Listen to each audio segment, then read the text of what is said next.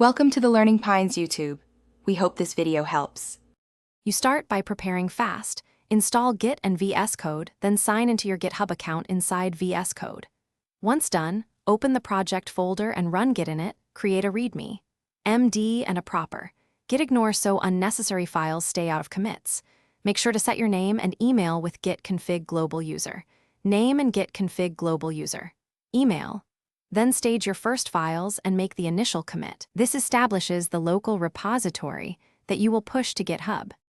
You continue by using branches to isolate changes. Create one with git checkout bfeature/name, then edit files in VS Code.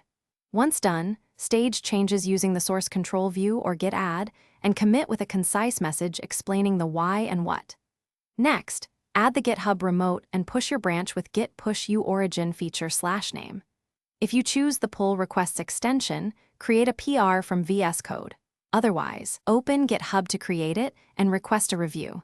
Make sure to pull often to avoid drift. You finish by merging the approved pull request into main, either on GitHub or using the PR extension in VS Code, then pull main locally so your machine matches the remote.